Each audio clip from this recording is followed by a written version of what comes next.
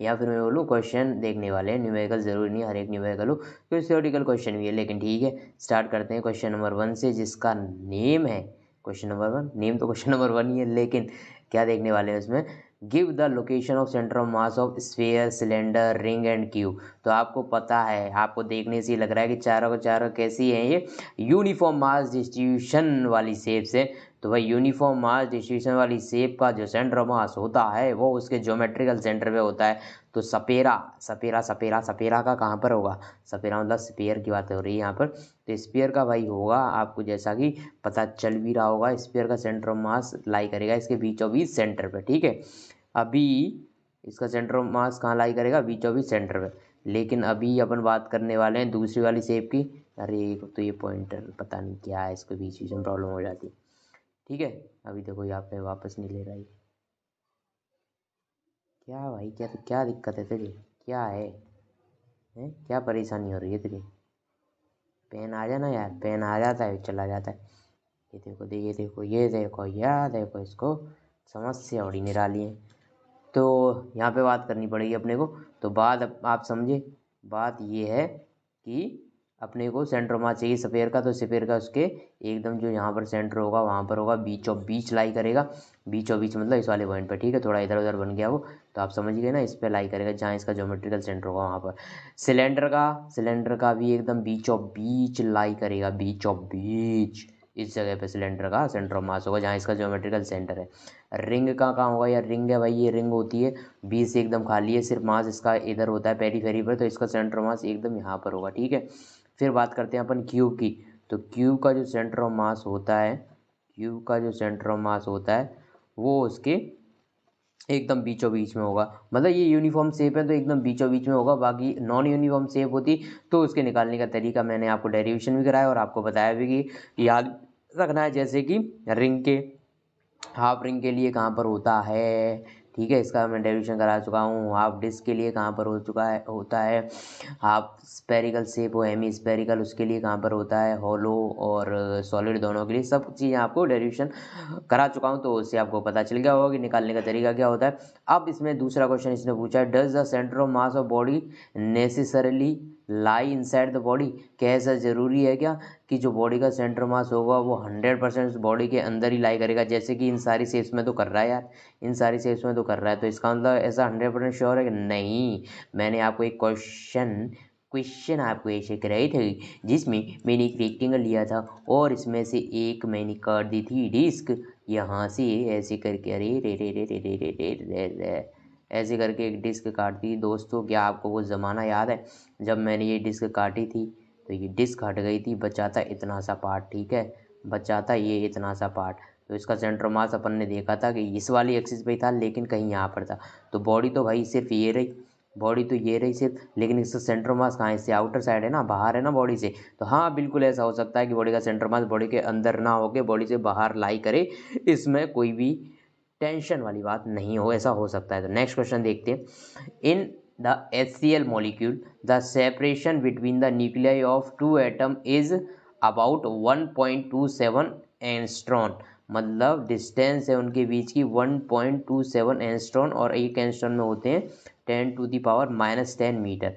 तो उनके बीच की डिस्टेंस, हाइड्रोजन क्लोरीन के बीच की डिस्टेंस ये रही। तो आपसे पूछा है कि इस सिस्टम का सेंटर ऑफ मास कहाँ पर लाई करेगा, और उसने बताया है कि जो हाइड्रोजन का मास मान लो m है, तो जो क्लोरीन का मास है ना इतने टाइम्स ज़्यादा है, क्लोरीन का मास हाइड्रोजन के मास का इतने गुना है। यदि इसका m है तो इसका 35.5 m है। तो आपसे पूछा क्या है कि approximate location of centre of mass of the molecule. ठीक है, आपको इस मॉलिक्यूल का सेंटर मास बताना है। तो ठीक है, अपन इस जगह को मानते हैं ओरिजिन मतलब एक्स कोऑर्डिनेट इसका 0, वाई भी 0 होगा, लेकिन क्योंकि अपने को सेंटर मास पता है इस वाई में लाई नहीं करेगा, सिर्फ एक्स में ही होगा। देखो यहाँ पर ही होगा ना, इस लाइन पर ही होगा, बीचों बीच, ऊपर तो जाएगा नहीं।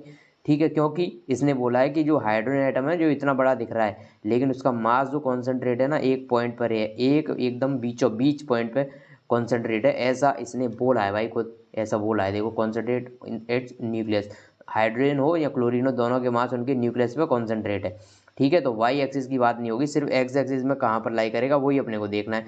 देखने में कोई बड़ी बात नहीं। मैंने इसको सेंटर मान लिया ओरिजिन। तो आपको पता है एक्स सेंटर ऑफ मास का जो फॉर्मूला होता है वो जो होता है m1x1 plus m2 x2 हाफन m in plus m2 दोस्तों।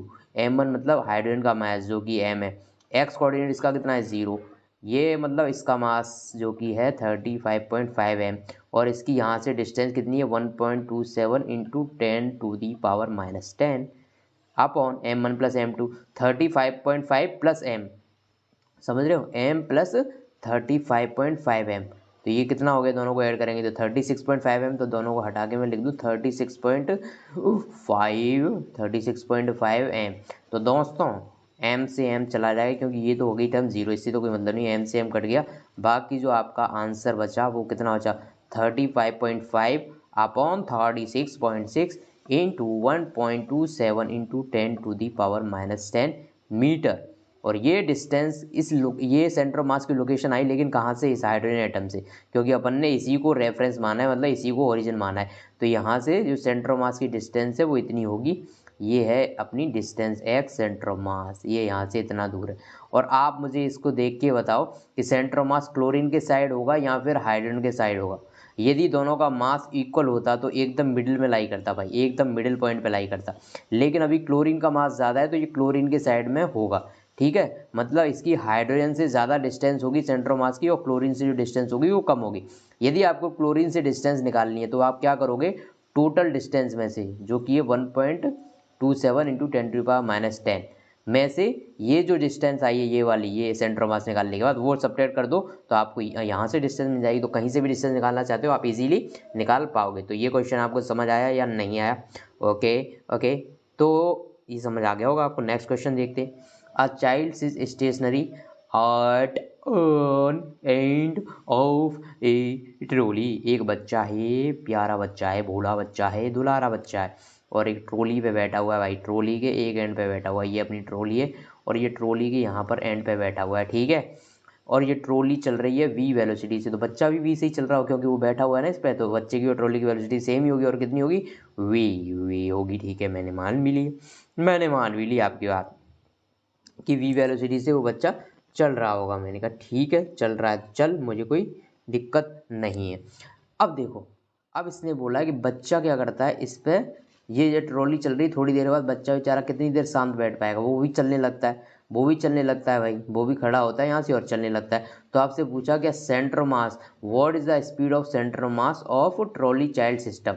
यदि बच्चा इसके ऊपर चलने लगता है तो ट्रॉली और चाइल्ड सिस्टम का सेंटर ऑफ मास चलेगा या नहीं चलेगा। तो देखो, ट्रॉली को और बच्चे को मैं मानता हूँ सिस्टम सिस्टम, और इस सिस्टम पर कोई एक्सटर्नल फोर्स दिख रही है आपको। ये बच्चा यदि चल रहा है तो भाई चल रहा हो तो 100% ये यहाँ पे फ्रिक्शन फोर्स पीछे लगा रहा होगा, इसी वजह से ये बच्चा आगे बढ़ पाएगा। नहीं तो यदि फ्रिक्शन नहीं होगा तो बच्चा आगे बढ़ेगा कैसे। तो फ्रिक्शन फोर्स इस पर लगा तो रहा है, लेकिन दोस्तों फ्रिक्शन फोर्स जो लगा रहा है तो ये जो ट्रॉली है वो भी इस पर आगे की साइड में फोर्स लगाएगी, तभी तो इक्वल एंड अपोजिट फोर्स लगेंगे इस पर। लेकिन आप जानते हो, क्योंकि मैंने ट्रॉली और बच्चे के सिस्टम को क्या माना है, ट्रॉली और बच्चे को मिला के एक सिस्टम माना है, तो सिस्टम पर कोई एक्सटर्नल फोर्स लग रहा है क्या, बाहर से कोई फोर्स लग रहा है क्या, तो नहीं, सिर्फ बच्चा इस पर अंदर एक फोर्स लगा रहा है, ट्रॉली इस पर एक दूसरा फोर्स लगा रही है, लेकिन वो दोनों कैसे फोर्स है, इंटरनल फोर्स। तो इस पर नेट एक्सटर्नल फोर्स जो है, जो नेट इसका एक्सटर्नल फोर्स है वो कितना है, 0। यदि किसी सिस्टम पर नेट एक्सटर्नल फोर्स 0 होता है तो आप जानते हो नेट एक्सटर्नल फोर्स का फॉर्मूला होता है m into A centre of मास, तो ये वैल्यू 0 हो जाती है। तो यहाँ से जो सेंटर ऑफ मास का एक्सेलरेशन है वो 0 हो जाएगा। सेंटर ऑफ मास का एक्सेलरेशन 0 होने का मतलब ये बिल्कुल नहीं होता कि वेलोसिटी 0 हो जाएगी, नहीं, वेलोसिटी में चेंज 0 हो जाएगा, क्योंकि सेंटर ऑफ मास एक्सेलरेशन क्या होता है, dv/dt। दोस्तों एक्सेलरेशन dv/dt होता है, मतलब वेलोसिटी में जो टाइम के साथ चेंज हो रहा था वो 0 हो जाएगा, मतलब जो इनिशियल वेलोसिटी थी वो ही फाइनल वेलोसिटी रहेगी सेंटर मास की। तो यदि इनिशियली सेंटर मास, देखो पहली ट्रॉली चाइल्ड सिस्टम कितनी वेलोसिटी से चल रहा था, v स्पीड से, v स्पीड से, तो अब इसमें कोई एक्सटर्नल फोर्स नहीं लगी तो भाई बाद में भी इसी स्पीड से चलता रहेगा, इसकी स्पीड में कोई भी चेंज नहीं आएगा। समझे आप या नहीं समझे। यदि इनिशियली जिस वेलोसिटी से चल रहा था उसी वेलोसिटी से चलेगा, इसकी वेलोसिटी में चेंज नहीं आएगा। अच्छा, यदि ये ट्रॉली पहले रुकी हुई होती और इसका सेंटर ऑफ मास का पहले यदि सेंटर ऑफ मास की वेलोसिटी 0 होती तो बाद में भी सेंटर ऑफ मास की वेलोसिटी क्या होती 0। यदि पहले सेंटर ऑफ मास की 0 तो बाद में भी सेंटर ऑफ मास की वेलोसिटी 0। यदि पहले सेंटर ऑफ मास चल रहा है तो बाद में भी सेंटर ऑफ मास चलता रहेगा। आप इस क्वेश्चन से क्या समझे कि यदि किसी बॉडी पर या फिर मैं बोलूँ किसी सिस्टम पर नेट एक्सटर्नल फोर्स 0 है तो इससे सिर्फ अपना इतना कंक्लूजन निकाल सकते हैं कि उसके सेंटर ऑफ मास का एक्सेलरेशन 0 होगा। आप वेलोसिटी के बारे में ये कंक्लूजन नहीं निकाल पाओगे कि वेलोसिटी 0 होगी या नॉन 0 होगी। वेलोसिटी के बारे में सिर्फ इतना कमेंट कर सकते हो कि वेलोसिटी चेंज नहीं हो रही होगी, सेंटर ऑफ मास की वेलोसिटी चेंज नहीं होगी, जितनी इनिशियली है उतनी ही फाइनली रहेगा। यदि इनिशियली वेलोसिटी कुछ है तो फाइनल बाद में भी उसी वेलोसिटी से चलता रहेगा। यदि इनिशियली सिस्टम रुका हुआ है तो बाद में भी सिस्टम रुका हुआ रहेगा। नेक्स्ट क्वेश्चन, सो दैट आपको शो करना है area of triangle contained between vectors A and B is half of the magnitude of A cross B.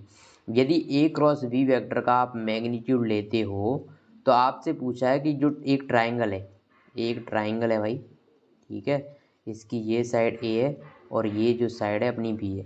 तो आपसे ये पूछा गया है, ये पूछा गया है ये इन दोनों के बीच का एंगल है थीटा, ए और बी के बीच का एंगल क्या है थीटा। आपसे ये पूछा गया है कि इससे ए और बी साइड से बना हुआ ट्राइंगल का जो एरिया होगा वो ए क्रॉस बी का जो प्रोडक्ट आएगा ना उसका आधा होगा। तो पहले तो ये देखते हैं इसका प्रोडक्ट आएगा कितना। तो आप जानते हो या नहीं जानते कि ए क्रॉस बी का जो फॉर्मूला होता है A dot B, A cross B का वेक्टर ए का मॉड वेक्टर बी का मॉड साइन थीटा, और एक एन कैप भी आता है, n cap A cross B की डायरेक्शन बताता है।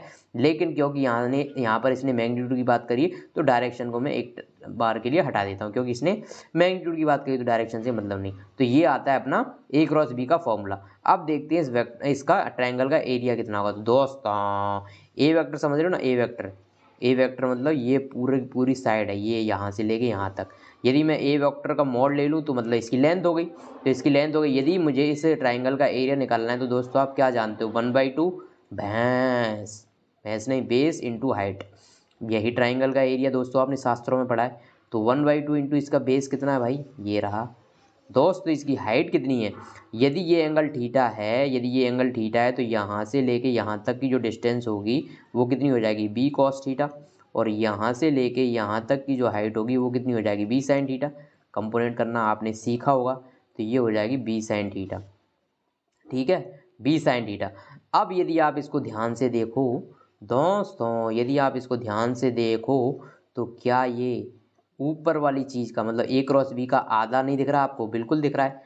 तो ये बात प्रूव हो गई ना कि जो ट्राइंगल का एरिया होता है सेम वेक्टर से बना हुआ, तो जो क्रॉस प्रोडक्ट उनका होता है सेम वेक्टर्स का उनका आधा होता है। ये अपन ने प्रूव कर दिया। Next question, so that A dot B cross C is equal to magnitude of volume of parallelopiped formed on three vectors A, B and C। Okay, पहले तो पैरेललोपाइप क्या होता है, जिसकी सारी की सारी जो साइड है वो क्या हो, पैरेललोपाइप की सारी साइड पैरेललोग्राम हो, पैरेललोग्राम हो। पैरेललोग्राम क्या है भाई, एक तरह से ऐसे समझो कि जिसकी आमने सामने की जो साइड्स हैं वो इक्वल एंड एक दूसरे के क्या होंगी, पैरेलल। ऐसे ये वाली साइड इसके इक्वल एंड पैरेलल होगी। समझे आप, समझे ओके, समझे आप। ये थोड़ा सा ऐसे झुका हुआ है, ऐसे मैं इसको थोड़ा ऐसे बना दूं तो आपको ज़्यादा समझ में आएगा, समझ में।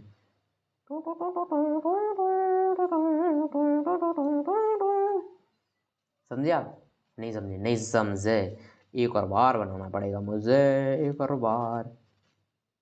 याद तेरी आती है मुझको रुलाती है, ना ना ना ना ना। ये देखो मैं क्या मानता हूँ, मैं दोस्तों ये मान लेता हूँ कि ये जो है ये बी है दोस्तों, और ये जो है सी वेक्टर है, और ये है इसकी ए मतलब ये तीन साइड्स हो गई इसकी, ये तीन साइड्स हो गई। ओके, तो तीन साइड से मिलके बना हुआ एक पैरेललोग्राम है, ये पैरेललोपाइप है ए बी सी, या इसको आपको इसमें बता रखा है। अब मैं मानता हूँ कि जो ए है ना यहाँ से ठीठा एंगल बना रहा है जी, ठीठा एंगल बना रहा है। आप मुझे बताओ पैरेललोपाइप या किसी भी ऐसी शेप का, प्रिज्मेटिक शेप का एरिया कितना कैसे निकालते हो आप, तो एरिया तो आपको पता है, किसी भी साइड का एरिया निकालना है तो उन दोनों साइड्स का मल्टीप्लिकेशन कर दो आपस में, ठीक है। आप समझ रहे हो ना, यदि वो सामने वो वाली सी है तो ये भी सी होगी, और ये बी है तो सामने वाली बी होगी। ओके, समझ गए? ओके, दोनों आमने सामने वाली जो साइड होती हैं एक दूसरे के पैरेलल होती हैं और मैग्नीट्यूड में इक्वल होती हैं, यही पैरेलल पाइप होता है, ठीक है। आप समझ गए? आप समझ गए, इसका एरिया निकालना है यदि बेस का यदि एरिया निकालना है तो दोस्तों बी क्रॉस सी का यदि मैं मैग्नीट्यूड ले लूँ, बी क्रॉस सी वेक्टर का यदि मैं मैग्नीट्यूड ले ही लूँ तो क्या मुझे ये एरिया मिल जाएगा। बी क्रॉस सी से क्या आएगा, ये नीचे वाली साइड का एरिया, नीचे वाली साइड का एरिया आ जाएगा ना। यदि बी सी वेक्टर का मैग्नीट्यूड ले लेता हूँ क्रॉस करके, मैंने मैग्नीट्यूड ले लिया। अब आप बोलोगे कि नहीं सर इनकी डायरेक्शन भी तो आएगी कुछ ना कुछ आ रहा है, ठीक है यार, इनकी जो डायरेक्शन आएगी, इसने मैग्नीट्यूड की बात करी है, मैग्नीट्यूड, तो मुझे डायरेक्शन से मतलब नहीं है फिलहाल। अब देखो इसकी हाइट कितनी होगी, हाइट इसकी ए नहीं, ए का ये वाला कंपोनेंट होगा भाई, ए का इस वाले परपेंडिकुलर पे कंपोनेंट, और वो कितना होगा, ए कॉस ऑफ थीटा। तो इस पैरेलल पाइप का वॉल्यूम यदि आप ध्यान से देखो तो हाइट का मल्टीप्लाई आपको किससे करना पड़ेगा, बेस के एरिया से।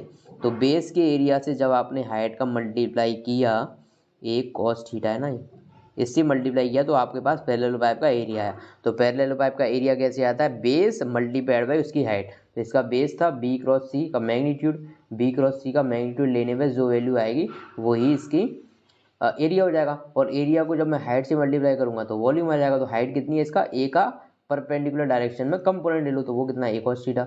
तो मैंने ऐसा इसको लिख लिया। अब देखते हैं ए डॉट बी क्रॉस सी आखिरकार होगा क्या, ए डॉट बी क्रॉस सी आखिरकार होगा क्या। तो दोस्तों आप जानते हो डॉट प्रोडक्ट क्या होता है, डॉट प्रोडक्ट दोस्तों ए बी कॉस थीटा, जानते हो आप। यदि आपको ए डॉट बी निकालना हो तो वो होता है magnitude of A, magnitude of B, A dot B, A B cos theta. और जो डॉट प्रोडक्ट होता है ना अपना जो डॉट प्रोडक्ट होता है उसकी एक खास बात क्या होती है कि वो एक स्केलर क्वांटिटी है, कोई वेक्टर क्वांटिटी नहीं है, ये एक स्केलर क्वांटिटी है। जबकि क्रॉस प्रोडक्ट जो होता है वो वेक्टर क्वांटिटी होता है। और यदि मुझे ए क्रॉस बी निकालना होगा ना तो वो आएगा vector A vector B sine theta, और साथ में एन कैप भी आएगा, और एन कैप ए और बी की ए क्रॉस बी की डायरेक्शन बताएगा, ठीक है। जो कि ए क्रॉस बी एक वेक्टर क्वांटिटी है, जबकि ए डॉट बी एक स्केलर क्वांटिटी है, तो डायरेक्ट से मैग्नीट्यूड आएगा इसका। तो ये देखो ये और ये दोनों सेम दिख रहे हैं, मतलब ए डॉट बी क्रॉस सी किसके इक्वल है, magnitude of volume of parallel pipe. तो पैरेलल पाइप के वॉल्यूम के इक्वल है, ठीक है। तो यहाँ पर खास बात यह है कि आपको पहले तो पैरेलल पाइप की जानकारी होनी चाहिए कि ये पैरेलल पाइप होता क्या है। यदि आपको यही नहीं पता है तो ऑब्वियसली आपको ये क्वेश्चन स्किप ही करना पड़ेगा, ऑब्वियसली आपको ये क्वेश्चन स्किप ही करना पड़ेगा। समझ गए। तो ये देखो पैरेलल पाइप ऐसा होता है जिसकी एक साइड एकदम परपेंडिकुलर ना होके किसी एंगल पे झुकी हुई रहती है, और वो एंगल मैंने थीटा माना तो इसका एक कंपोनेंट ले लिया तो हाइट आ गई, बेस का एरिया ले लिया, बेस के एरिया को जब हाइट से मल्टीप्लाई की तो इसका वॉल्यूम आएगा, और इसका वॉल्यूम इसके इक्वल आ रहा है A dot B cross C के। Next, find the component along the X Y Z axis of angular momentum of a particle whose position vector is r with component x, y and z, whose momentum p with component px, py and pz। Okay, आपको angular momentum बताना है भाई, जिसके लिए are vector जो आपको दे रखा है। यदि आपको आर वेक्टर लिखना होता है एक्स वाई जेड के करस्पॉन्डिंग तो कैसे लिखते हो, यही लिखते हो, सॉरी वाई प्लस, ठीक है। ऐसे आपको बताया है कि इसका जो लीनियर मोमेंटम के कंपोनेंट है वो एक्स के अलोंग ये रहा, और वाई के अलोंग ये रहा, और जेड के अलोंग ये रहा। आपको क्या निकालना है, इसका एंगुलर मोमेंटम। तो दोस्तों आपको ये फॉर्मूला पता है या नहीं कि जो एल वेक्टर मतलब एंगुलर मोमेंटम होता है वो आर क्रॉस पी होता है, और क्रॉस प्रोडक्ट निकालने का जो तरीका होता है वो देखो आई जे के लिखो, ऊपर आई जे के लिखो, सबसे पहले क्या आ रहा है आर, तो आर के कंपोनेंट लिखो यहाँ पे एक्स वाई एंड जेड, फिर आ रहा है पी, तो पी के कंपोनेंट लिखो तो वो है P X, P Y and P Z.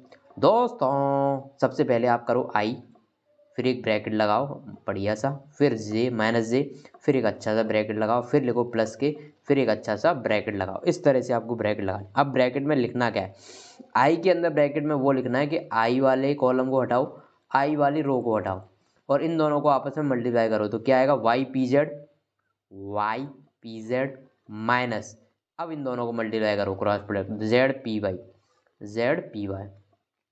अब जेड, जेड के साथ आपको क्या लिखना है, तो जेड वाली कॉलम को हटाओ, जेड वाली रो को हटाओ। अब क्या बचा, एक्स का मल्टीप्लाई पी जेड के साथ, X P Z, x P Z minus Z का मल्टीप्लाई पी एक्स के साथ, तो वो हो जाएगा जेड पी एक्स। समझिया, ओके समझ गए। अब के साथ में क्या लिखना होता है कि के वाले कॉलम को, के वाली रो को, इनको हटा दो। अब आपको मल्टीप्लाई करना है इसका, एक्स का पी वाई के साथ, X P Y minus Y P X, Y P X. अब मुझे बताओ लीनियर मोमेंटम का एक्स कंपोनेंट क्या आया, एल एक्स, तो वो आया Y P Z minus Z P Y. Okay, linear momentum का वाई कंपोनेंट क्या आया, देखो वहाँ से X P Z minus Z P X. ठीक है, वाई कंपोनेंट यही है, वाई कंपोनेंट यही आ रहा है ना, देखो देखो वाई कंपोनेंट ये रहा ना, ये है, तो X P Z minus P X Z. ठीक है, फिर आया जेड कंपोनेंट, वही जेड कंपोनेंट कितना आया वहाँ से देखो, वो है X P Y minus Y P X. तो ये आपका फर्स्ट पार्ट इसका सॉल्व हो गया, उसने लीनियर मोमेंटम के तीनों कंपोनेंट पूछे थे, तो ये तीनों कंपोनेंट आपके आ गए। लेकिन क्वेश्चन यहाँ पर ख़त्म नहीं हुआ है, आपसे नेक्स्ट पार्ट पूछा है, सो दैट आपको शो करना है if the particle moves only in X Y plane, यदि आपका पार्टिकल सिर्फ और सिर्फ एक्स वाई प्लेन में मूव करता है तो angular momentum has only Z component. यदि आपका पार्टिकल सिर्फ और सिर्फ एक्स वाई प्लेन में मूव करता है तो आपको बोला है कि जो लीनियर कंपोनेंट होगा ना उसका सिर्फ और सिर्फ जेड कंपोनेंट होगा, फिर एक्स और वाई जीरो हो जाएंगे। तो देखते हैं हो जाएंगे कि नहीं। यदि सिर्फ एक्स और वाई में मूव कर रहा है तो जेड की वैल्यू जीरो, क्योंकि जेड पे मूव कर ही नहीं रहा। साथ साथ में पी जेड भी जीरो, कि जब जेड कंपोनेंट है ही नहीं तो जेड डायरेक्शन का मोमेंटम कैसे आएगा। ठीक है, अब इनको इसमें पुट करो, एल एक्स में पुट करो, तो यहाँ पे पुट करोगे तो पी जेड जीरो, तो ये वाली चीज़ जीरो हो जाएगी वाई से मल्टीप्लाई होके, और जेड जीरो, तो ये वैल्यू जीरो हो जाएगी क्योंकि जेड का पी वाई से मल्टीप्लाई होगा जीरो। अब एल वाई की बात करते हैं, वाई कंपोनेंट, क्योंकि पी जेड जीरो है तो ये वाली वैल्यू जीरो हो जाएगी, और जेड जीरो है तो ये वाली वैल्यू भी जीरो हो जाएगी, मतलब एल एक्स भी जीरो, एल वाई भी जीरो। एल जेड की बात करते हैं, एल जेड की वैल्यू है क्या, X P Y minus Y P X, यही वैल्यू है। अब मेरे तो z और पी जेड जीरो हुए थे, इसमें z और पी जेड तो कहीं आ ही नहीं रहे, इसका मतलब z कंपोनेंट वहाँ पर एग्जिस्ट करेगा, z कंपोनेंट वहाँ पर रहेगा, लेकिन x और y कंपोनेंट जीरो हो जाएंगे। तो कमाल की बात देख रहे हो आप, यदि कोई पार्टिकल x और y प्लेन में मूव करता है तो सिर्फ और सिर्फ उसके पास कौन सा कंपोनेंट होता है, z कंपोनेंट, x और y जीरो हो जाते हैं। मज़ा आ गया जी इस क्वेश्चन को देख के, थैंक यू सो मच। आगे बढ़ते हैं, अब देखते हैं question number 7। Two particles each of mass m and velocity speed v, दो पार्टिकल हैं भाई, हर एक का मास m है और v स्पीड से चल रहे हैं, travel in opposite direction along parallel line separated by distance d। दो पैरेलल लाइन है जिनके बीच की डिस्टेंस यहाँ पर s कैसे लिखी है यार, d है। ठीक है, d है, ठीक है, d है, d okay. show that angular momentum vector of two particle is same whatever be the point about which the angular momentum is taken। तो आपको ये बताना है कि मैं इस वाली में से किसी भी पॉइंट के अराउंड में इसका मोमेंटम लेना चाहूँ तो उसकी वैल्यू सेम आएगी। तो देखते हैं भाई, सबसे पहले मैं यहाँ पर ये जो मास रखा है ना, यहीं पर एक पॉइंट ले लेता हूँ ए, और उसके अबाउट एंगुलर मोमेंटम निकालने की कोशिश करता हूँ। तो एंगुलर मोमेंटम इसका निकलेगा, ये इधर v वेलोसिटी से चल रहा है, और इसके लिए r वेक्टर क्या होता है, जिस पॉइंट से आप ऑब्जर्व कर रहे हो और जो पॉइंट ऑब्जर्व कर रहे हो उसके बीच को मिलाने वाली डायरेक्ट ये वाली डिस्टेंस। लेकिन क्योंकि ये वेक्टर लेना है, मुझे वेक्टर फॉर्म में डिस्टेंस लेनी है, तो भाई वेक्टर लेने के लिए आपको यहाँ तो या तो आपको टेल टू टेल मिलानी पड़ेगी या तो हेड टू हेड मिलाना पड़ेगा। यदि आप इसको ऐसे मिला देते हो तो इसका तो यहाँ पर टेल आ रहा है इस वाले वेक्टर का वेलोसिटी का, और इसका यहाँ पे हेड आ जाएगा, तो गलती हो जाएगी ना दोस्तों, ऐसी गलती नहीं करनी। इसीलिए मैं आर वेक्टर को क्या करूँगा, आर वेक्टर को थोड़ा सा आगे बढ़ा दूंगा। तो ये आर वेक्टर ये रहा अपना, आर वेक्टर ये रहा। और आप जैसा जानते हो कि जो एंगुलर मोमेंटम है वो होता है आर क्रॉस पी, ठीक है, आर क्रॉस पी, और पी को लिखते हैं एम वी। तो यहाँ से एम तो एक क्या है, कांस्टेंट है, कांस्टेंट मतलब उसकी डायरेक्शन नहीं है, वो एक स्केलर क्वांटिटी। तो क्या मैं इसको ऐसे फॉर्मूला लिख सकता हूँ, M R cross we.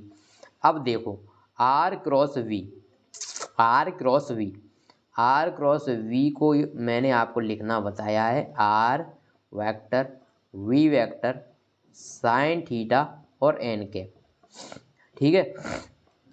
M R vector मतलब ये वाली डिस्टेंस, इन दोनों के बीच की डिस्टेंस कितनी है डी, वेलोसिटी वी ये दे रखी है आपको, और sine theta, sine theta in दोनों के बीच का एंगल।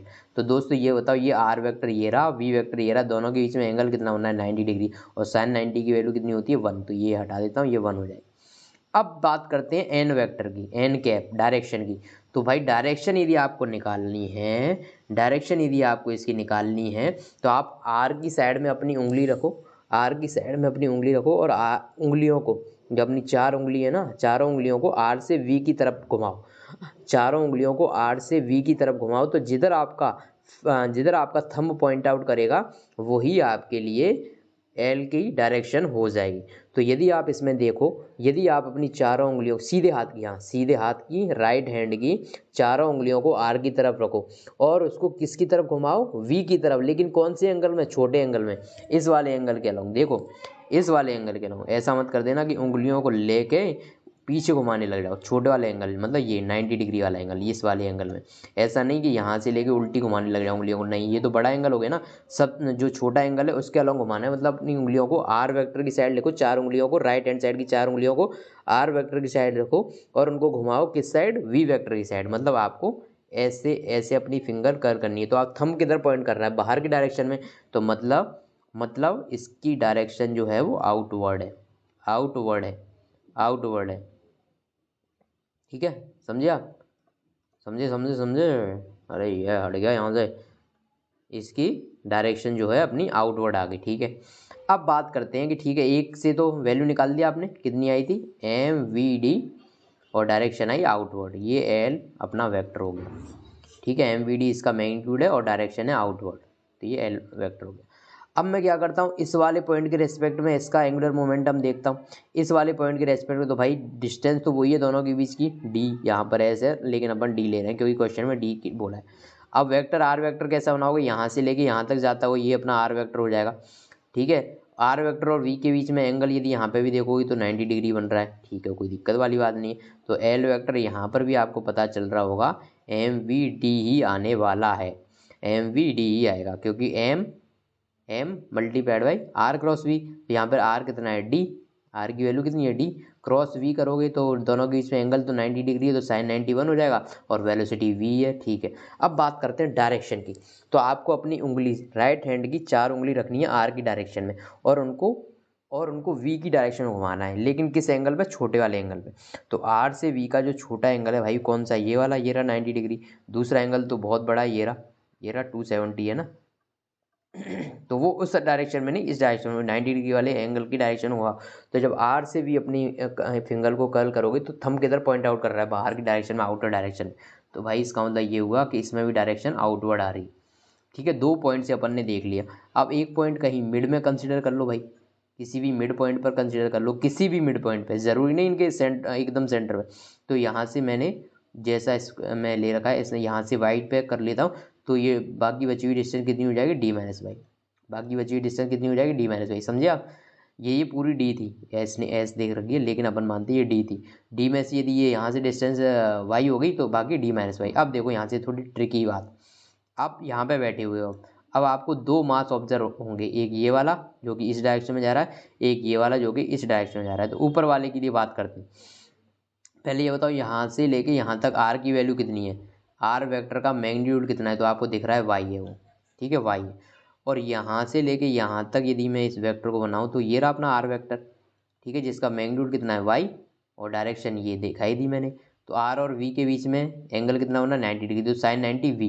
तो यहाँ पे जो एल आएगा अपना, एम तो बाहर रहता है, आर क्रॉस वी। तो आर की वैल्यू कितनी है वाई क्रॉस वी, मतलब velocity V, R cross V ये हो जाएगा, ठीक है।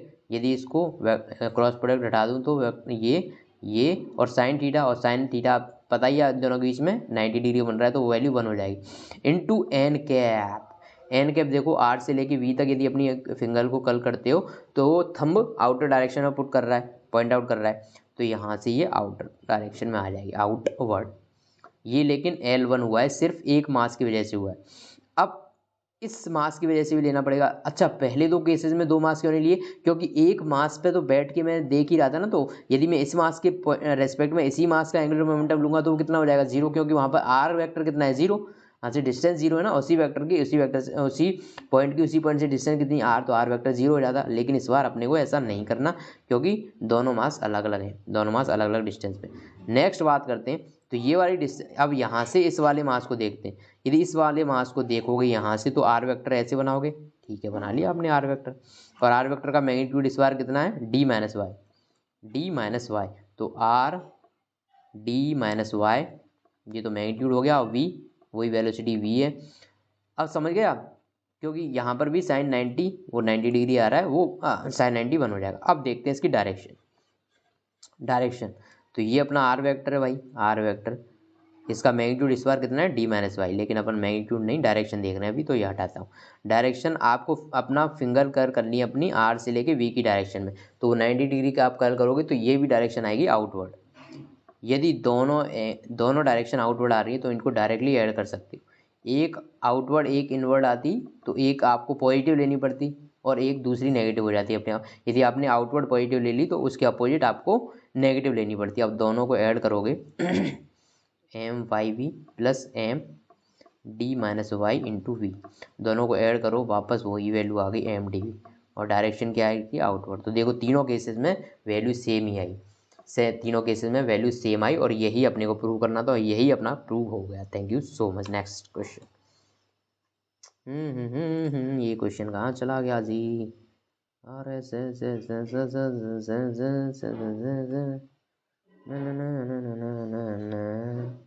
अरे यार ये क्या हो गया, ये क्वेश्चन गायब हो गया, मैं क्वेश्चन बता दूं क्या आपको, बताया था। एक ये नॉन यूनिफॉर्म रॉड है, नॉन यूनिफॉर्म। यदि ये यूनिफॉर्म होती तो बच्चों आप जानते हो, यदि ये यूनिफॉर्म होती तो इसका सेंटर मास एकदम बीचों बीच में होता, मतलब यहाँ से कितनी डिस्टेंस पे होता है इस जगह से 1 मीटर, क्योंकि ये टोटल लेंथ कितनी है 2 मीटर, तो 1 मीटर पे इसका सेंटर मास हो जाता। लेकिन ये नॉन यूनिफॉर्म रॉड है, कैसी रॉड है, नॉन यूनिफॉर्म रॉड, ठीक। आपको क्या पूछा था कि नॉन यूनिफॉर्म रॉड का आपको इस जगह से लेफ्ट एंड से इसका सेंटर मास कितना दूर होगा वो बताना था। लेफ्ट एंड से मतलब इस वाले एंड से, ये एंड है इसका, यहाँ से सेंटर मास कितना दूर होगा, और इसमें ऐसे 2 रस्सियों से ऐसी ये बंधी हुई है, क्योंकि ये एकदम इक्विलिब्रियम में, तो इसमें फोर्स सारे आपको इक्वल करने ही पड़ेंगे। तो यहाँ पर मैं मानता हूँ टेंशन T1 है और इस वाली रोप में टेंशन T2 है, क्या है T2 है, ठीक है T2 है। तो भाई मैं इसको थोड़ा ऐसे एक्सटेंड करूँ, यदि वो एंगल 35 है तो ये एंगल भी 35 हो जाएगा। इधर बना दूँ मैं इसको थोड़ा बड़ा करके, ये मैंने थोड़ा बड़ा करके बना दूँ, ये अपनी रॉड है, ये अपनी दूसरी, ये यदि ये एंगल भाई 35 है तो दोस्तों ये एंगल भी 35 हो जाएगा, क्योंकि Z बन रहा है Z।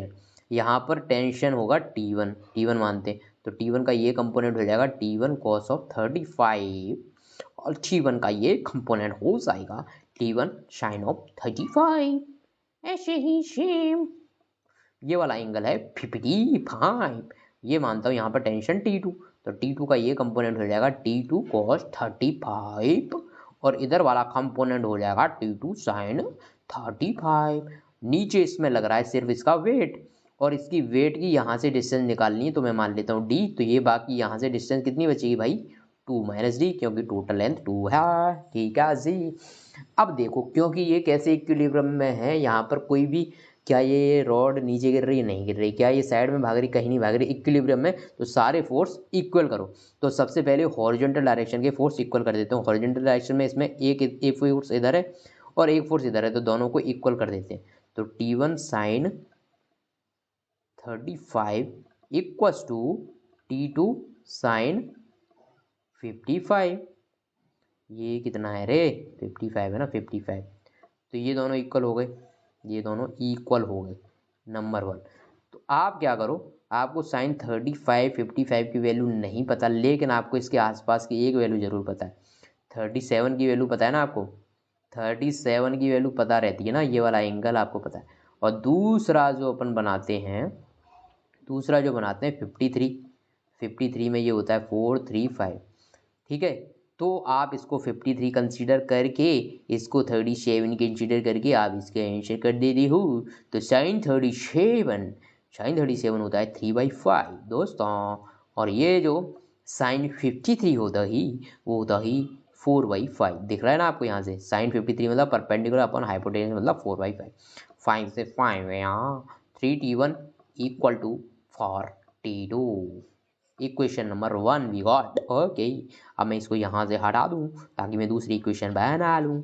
तो फर्स्ट इक्वेशन आपकी समझ में आ गई होगी। नेक्स्ट इक्वेशन, वाई डायरेक्शन में भी फोर्स आपको इक्वल करने पड़ेंगे। तो वाई डायरेक्शन में ऊपर फोर्स कितना लग रहा है? T1 cos 35 plus T2 cos 35 equal to, नीचे इसका कितना है? वेट W, सिर्फ यही cos 35। तो यहाँ से 37 वाली वैल्यू ले लेते हैं। cos थीटा, यहाँ से देखो cos थीटा क्या होता है? Base upon hypotenuse. तो बेस कितना है? 4, hypotenuse 5। 4/5 plus T2 into cos 55 है ना, ये 55 है भाई। मैं क्या कर देता हूँ यार, 55 है। cos 55 मतलब 3/5। Okay, equals to W। तो यहाँ से जो वैल्यू आई 4T1 plus 3T2 equals to W। तो ये दूसरी इक्वेशन हो गई, ये इक्वेशन नंबर 2 होगी। अब अपने पास देखो कितने वेरिएबल हैं जी? वेरिएबल कितनी है जी? वेरिएबल कितनी है जी? अभी देखो यहाँ पर वेट अपने को नहीं पता, T1 अपने को नहीं पता, T2 अपने को नहीं पता, ना T1 पता, ना T2 पता, ना वेट पता। और लेकिन निकालना तो डी है, वो तो है ही नहीं इक्वेशन में। तो कमाल हो गया यार। अब करें तो करें क्या? आखिर करें तो करें क्या? जाएं तो जाएं कहाँ? ठीक है, अब यहाँ से देखो T1 की वैल्यू देखो। T1 की वैल्यू यदि मैं निकालना चाहूँ फर्स्ट इक्वेशन से, तो 4/3 T2 आएगी। T1 की वैल्यू 4/3 T2 आएगी जी। तो T1 की वैल्यू यहाँ से निकाल के मैं यहाँ पे पुट कर रहा हूँ। तो 4 इंटू T1 की वैल्यू कितनी आ रही है वहाँ से? 4/3 T2 plus 3T2 equals to W। ठीक है, तो यहाँ से 16T2 प्लस यहाँ से मैंने 3 क्या किया? एलसीएम ले लिया। एलसीएम लेना तो जानते हो ना। तो ये हो जाएगा 4 4 16 और ये हो जाएगा 3 3 9। T2 equals to W। ठीक है, यहाँ से ये हो जाएगा 25 T2 Y3 equals to W। तो यहाँ से जो T2 की वैल्यू आ रही है वो आ रही है 3Y25W। ठीक है, T2 की वैल्यू आ गई आपके पास। T2 की वैल्यू आपके पास आई है 3Y25W। ओके, T1 की वैल्यू निकाल सकते हो बिल्कुल। T1 की वैल्यू 4/3 T2 है, तो 4/3 इंटू T2 की वैल्यू कितनी है? 3Y25 into W। तो यहाँ से ये वैल्यू भी आ गई 4/25W। तो T1 की वैल्यू है मेरे पास W की फॉर्म में, T2 की वैल्यू भी है। तो नीचे वाली सारी इक्वेशन हटा देता हूँ और आखिरकार मैंने वो कारनामा कर ही दिखाया जो दोस्तों आज तक किसी ने करके दिखाया था क्या? बोलिएगा ज़रूर, नहीं करके दिखाया था। अब आपकी एक और इक्वेशन बनेगी तभी आपकी डी की वैल्यू आएगी दोस्तों। तो वो इक्वेशन क्या है? वो ही सबसे अच्छी इक्वेशन, सबसे सरप्राइजिंग इक्वेशन है। वो इक्वेशन ये है कि ये बॉडी सिर्फ फोर्स इक्विलिब्रियम में नहीं है, ये टॉर्क इक्विलिब्रियम में भी है। इस वाले इसके सेंटर ऑफ मास के अबाउट क्या ये बॉडी घूम रही है क्या? क्या ये सेंटर ऑफ मास के अबाउट ये बॉडी घूम रही है क्या? नहीं घूम रही। तो मतलब सेंटर ऑफ मास के अबाउट इसमें टॉर्क बैलेंस कर सकते हैं। और वो कैसे करोगे? देखो सेंटर ऑफ मास के अबाउट देखो आप, तो इस इधर वाले डायरेक्शन में देखते हैं इधर। तो इधर एक फोर्स लग रहा है, ये रहा ऊपर, ठीक है। और ये इसको किधर घुमाना चाहेगा? क्लॉकवाइज डायरेक्शन में। इस वाले पॉइंट के रेस्पेक्ट में देखो, ये क्लॉकवाइज घुमाना चाहेगा। तो T1 इंटू cos 35 टॉर्क क्या होता है, फोर्स इनटू परपेंडिकुलर डिस्टेंस। तो फोर्स कितना है, ये रहा, इनटू परपेंडिकुलर डिस्टेंस कितनी, इस वाले पॉइंट से यहाँ तक की परपेंडिकुलर डिस्टेंस ये रही, ये है क्लॉकवाइज टॉर्क। क्लॉकवाइज टॉर्क, तो इसको मैं पॉजिटिव मान लेता हूँ। यदि मैं क्लॉकवाइज को पॉजिटिव मानूंगा तो एंटी क्लॉकवाइज को नेगेटिव मानना पड़ेगा। तो ये T2 cos 45, देखो T2 cos 55 इस पॉइंट के रेस्पेक्ट में किधर घुमाना चाहेगा, anti clockwise, minus T2 into cos 55, और ये यहाँ से डिस्टेंस है 2 - d, क्योंकि ये एंटी क्लॉकवाइज है इसीलिए मैंने इसको लिया नेगेटिव, इसीलिए माइनस साइन लगाया। ये नेट आएगा जीरो, नेट आएगा जीरो, ठीक है, समझ गए। तो यहाँ से यदि मैं जीरो को हटा के एक काम करता हूँ ना, इसको उस साइड ले जाता हूँ, तो यहाँ पे माइनस साइन हट के ये इक्वल हो जाएगा, समझा। तो इन दोनों को इक्वल करके फिर आप d की वैल्यू निकाल सकते हो। लेकिन मैं आपको एक चीज़ बताना चाहूँगा, ये तो सिर्फ मैंने आपको बता दिया, आपके दिमाग में जो कॉन्सेप्ट चलता है वो बताया। अब मैं देखता हूँ आपका दूसरा कॉन्सेप्ट बताता हूँ। देखो ये रॉड यदि आप देखोगे तो किसी भी पॉइंट के अबाउट, किसी भी, अच्छा हाँ, ये तो बताया ही नहीं। फोर्स तो ये भी लग रहा है ना, हॉरिजॉन्टल फोर्स भी तो लग रहे हैं ये रहे, लेकिन क्या ये हॉरिजॉन्टल फोर्स टॉर्क बना पाएंगे, क्योंकि टॉर्क कितना क्या होता है, आर क्रॉस एफ, या फिर मैं इसको बोलूँ आर एफ साइन थीटा, ठीक है, यही होता है टॉर्क। अब देखो इस वाले पॉइंट के रेस्पेक्ट में यदि ये वाला फोर्स देखो तो ये एज ए हॉरिजॉन्टल लग रहा है, और यहाँ से यहाँ तक का आर वेक्टर देखो, यहाँ से लेके यहाँ तक का आर वेक्टर जो होगा वो भी इसी डायरेक्शन में, और फोर्स भी इसी डायरेक्शन, मतलब दोनों के इसमें एंगल कितना है, जीरो।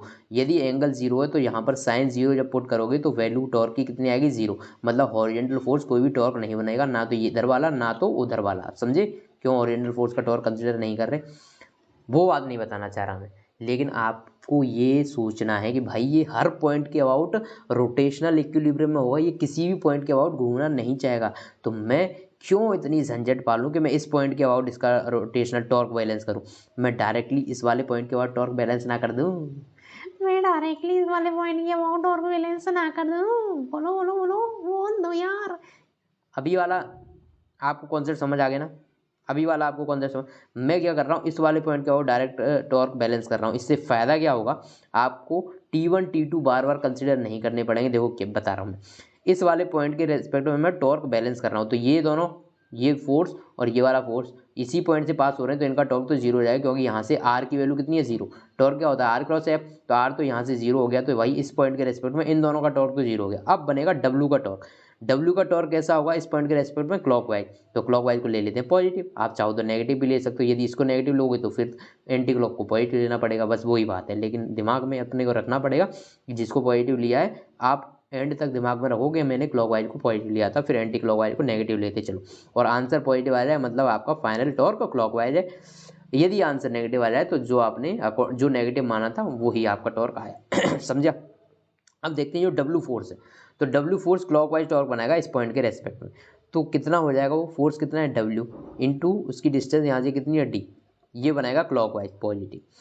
दूसरा यहाँ से यदि मैं देखूँ तो भाई ये तो हॉरिजॉन्टल फोर्स है, ये तो कोई टॉर्क नहीं बनाएगा, ये वाला बनाएगा एंटी क्लॉकवाइज फोर्स। तो माइनस वैल्यू कितनी है, T2 cos 55 इंटू इसकी यहाँ से डिस्टेंस कितनी है टोटल, डी, डी मतलब सॉरी 2, इस पॉइंट से लेके यहाँ रॉड के एंड तक की डिस्टेंस कितनी है, 2 इक्वल टू 0। तो मैं क्या करता हूँ कि इस वाले माइनस को उधर ले जाता हूँ, तो ये हट गया, समझ गया, इक्वल कर दिया।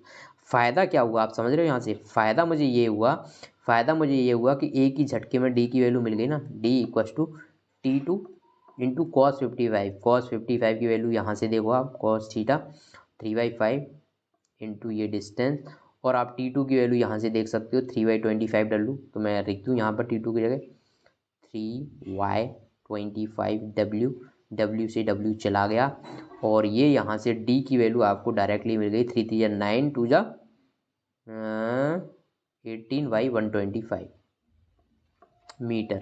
ये आपको डायरेक्टली यहाँ से वैल्यू मिल गई, डी की वैल्यू मिल गई ना आपको, ठीक है, कोई दिक्कत नहीं है। आप चाहो तो, आपकी मर्जी है, यहाँ से मिल गई वैल्यू, आप चाहो तो, हाँ बच्चा हो तो ऐसा भी कर सकते हो। देखो क्वेश्चन मज़ेदार आ रहे हैं, तो मज़ा बहुत आ रहा है, मुझे मज़ा बहुत आ रहा है। इस वाले पॉइंट के रेस्पेक्ट में भी टॉर्क बैलेंस कर सकते हो। यदि इस वाले पॉइंट के रेस्पेक्ट में करोगे तो इन दोनों का टॉर्क जीरो हो जाएगा, हॉरिजॉन्टल वर्टिकल का, क्योंकि ये आर की वैल्यू यहाँ से जीरो। फिर यहाँ से बनेगा सिर्फ इसका टॉर्क, और इस वाले पॉइंट के रेस्पेक्ट में इसका टॉर्क होगा इस बार एंटी क्लॉकवाइज। एंटी क्लॉकवाइज होगा तो मैं इसको नेगेटिव कंसिडर कर लेता हूँ, इंटू 2 - d, ठीक है। ये हो जाएगा इसका टॉर्क। फिर इसके रेस्पेक्ट में इसका हॉरिजॉन्टल का टॉर्क तो जीरो होगा, वर्टिकल का देखते हैं। तो ये क्योंकि इस पॉइंट के रेस्पेक्ट में ये वर्टिकल ये बनाएगा क्लॉकवाइज टॉर्क। तो क्लॉकवाइज मतलब ये T1 इंटू कॉस 35 इंटू इसकी यहाँ से डिस्टेंस कितनी है 2। ये पॉजिटिव मैंने क्यों लिया, क्योंकि ये क्लॉकवाइज आ रहा है। तो इससे भी यदि आप सॉल्व करोगे ना, इससे भी सॉल्व करके निकालोगे तो आंसर वही आएगा जो आया। तो आपको कॉन्सेप्ट एकदम क्लियर करने के लिए मैंने इतनी सारी बातें आपको बताई कि आप किसी भी पॉइंट के अबाउट टॉर्क बैलेंस कर सकते हो फाइनल आंसर निकालने के लिए। नेक्स्ट क्वेश्चन देखते हैं। A car weighs 1800 kg। एक कार है भाई, प्यारी प्यारी दुलारी दुलारी कार है, और ये कार है, इसके 4 व्हील होंगे, समझ गए, आगे 2 पीछे 2। Okay. Distance between its front and back axle is, तो फ्रंट और बैक एक्सल के बीच में, एक्सल मतलब जिस पे व्हील माउंट होता है, उसके बीच की डिस्टेंस है 1.8 मीटर, ठीक है। Its centre of gravity is 1.05 metre behind the front axle. तो फ्रंट एक्सल से जो इसकी सेंटर ऑफ ग्रेविटी है, मतलब जहाँ पर डब्लू लग रहा होगा, वो यहाँ से कितनी दूर है 1.05। यदि ये 1.05 है तो इसकी बैक से यहाँ से डिस्टेंस कितनी बची 0.75, ठीक है। Okay. Determine the force exerted by the level ground on front wheel and each back wheel. Okay, आपको हर एक फ्रंट व्हील पर और हर एक बैक व्हील पर जो जो अपनी ग्राउंड है, जो इन पे फोर्स लगाएगी, वो आपको बताना है। तो बताओ इस पे फोर्स कौन कौन से लगेंगे। सबसे पहले यहाँ पे इसके डब्लू फोर्स लग रहा होगा नीचे, ठीक है ठीक है ठीक है। और डब्लू की वैल्यू भी इस बार तो पता है एम जी, एम कितना है 1800 इंटू जी की वैल्यू 10, तो 18,000 हो गया डब्लू, ठीक है। Okay okay okay okay okay. अब देखो आगे कितने टायर होंगे 2, तो ये फोर्स नीचे लगाएंगे भाई ज़मीन पर, और ज़मीन इन पर लगाएगी नॉर्मल रिएक्शन। तो आगे वाले पे मानता हूँ एफ एफ नॉर्मल रिएक्शन लगा, पीछे वाले पे एफ बी, क्योंकि बैक व्हील है तो एफ बी लिखते हैं इसको, एफ एफ क्योंकि ये फ्रंट व्हील। लेकिन यहाँ पे 2 होंगे, एक इधर होगा एक इसके उधर साइड होगा, मतलब 2 फ्रंट व्हील होंगे तो 2 एफ एफ लगेंगे। ऐसे ही पीछे 2 व्हील होंगे तो 2 एफ बी लगेंगे, ठीक है। अब आपको क्या करना है, सबसे पहले वही कारनामा, फोर्स बैलेंस करो। तो ऊपर जितने फोर्स हैं कितने हैं 2 F F plus 2 F B, ये लग रहे हैं ऊपर, इनको नीचे वाले से इक्वल करना है। तो नीचे नेट फोर्स कितना है 18,000। तो यहाँ से F F plus F B की जो वैल्यू आ जाएगी 9,000 न्यूटन। फ्रंट और बैक व्हील पर जो फोर्स की वैल्यू आ जाएगी वो 9,000 मीटर आ जाएगी। कोई दिक्कत आ रहा है बोल दो, ये तो मुँह को खोल दो। अब क्योंकि आप कॉन्सेप्ट समझ ही चुके हो, आपको एफ एफ और एफ बी की वैल्यू चाहिए, तो आप कैसे निकालोगे बोलो। आपको टॉर्क बैलेंस वाला एक इक्वेशन तो चाहिएगा ही। तो यहाँ पर आप जानते हो कि ये 18,000 है, ठीक है, 18,000 समझ गए आप, मैं आपको समझा रहा हूँ आई थिंक। अब मैं क्या करता हूँ, फ्रंट व्हील के रेस्पेक्ट में टॉर्क बैलेंस कर दूँ, जरूरी थोड़ी सेंटर ऑफ ग्रेविटी के अलोंग करना, आपको मैंने पहले ही समझा दिया। अब ये भी क्वेश्चन, तो मैं पीछे वाले व्हील के रेस्पेक्ट में टॉर्क बैलेंस कर लेता हूँ। तो टॉर्क बनेगा इसके वेट की वजह से, जो कि होगा इसके रेस्पेक्ट में देखे जाएंगे तो क्लॉकवाइज टॉर्क बनेगा। ये क्लॉकवाइज टॉर्क को मैं पॉजिटिव ले लेता हूँ। फोर्स कितना है 18,000 इंटू यहाँ से इसकी परपेंडिकुलर डिस्टेंस कितनी है, परपेंडिकुलर डिस्टेंस कितनी है 0.75। 0.75 को मैं ये लिख दूँ तो आप टेंशन में आ जाओगे क्या। देखो 0.75 3/4 ही होता है, ठीक है, ये आप देख लो, ठीक है। ये आ जाएगा अपना क्लॉकवाइज, तो मैं इसको ले लेता हूँ पॉजिटिव। अब दूसरा टॉर्क बनाएंगे ये फ्रंट व्हील पे, जो ऊपर नॉर्मल रिएक्शन लग रहे हैं, 2 फोर्स हैं। ओके, एक एफ एफ की वजह से कितना आएगा, एक एफ एफ इंटू इसकी यहाँ से ये वाली टोटल डिस्टेंस वो कितनी है, वो कितनी है 1.8। दूसरा वाला एफ एफ वो भी एंटी क्लॉकवाइज ही बनाएगा, वो भी इक्वल टू 0। तो दोस्तों आपको जान के बड़ा मज़ा आएगा कि ये जो वैल्यू है आपकी, ये मैं इधर ले जा रहा हूँ 2 एफ एफ इंटू 1.8। दोस्तों यहाँ से एक ज़ीरो और बढ़ा देते हैं इसमें, और ये 18 यहाँ से कट जाएगा, ये हो जाएगा 1 2 3 4। तो यहाँ से एफ एफ की जो वैल्यू आ रही है 2 इधर आएगा, तो 3/8 इंटू 1 2 3 4, ये वैल्यू आ रही है फ्रंट व्हील पर। ईच फ्रंट व्हील पर इतना फोर्स होगा। यदि एफ एफ की वैल्यू मिल गई आपको, तो इस वाले इक्वेशन में रख के एफ बी की वैल्यू भी निकाल सकते हो। एफ एफ की वैल्यू यहाँ से निकलेगी, तो एफ बी की वैल्यू आप इस इक्वेशन में पुट करके निकाल सकते हो। या फिर आप एक बार इस वाले पॉइंट के रेस्पेक्ट में टॉर्क बैलेंस कर देना। इस वाले पॉइंट के रेस्पेक्ट में टॉर्क बैलेंस करोगे तो कौन सी टॉर्क आएंगे, एक तो डब्ल्यू की वजह से इस बार, लेकिन देखना डब्ल्यू कैसा टॉर्क बनाएगा, एंटी क्लॉकवाइज, और ये बनाएंगे क्लॉकवाइज, दोनों अपोजिट बनाएंगे। इस तरह से आप एफ वी की वैल्यू वो इक्वेशन लगा के भी निकाल सकते हो।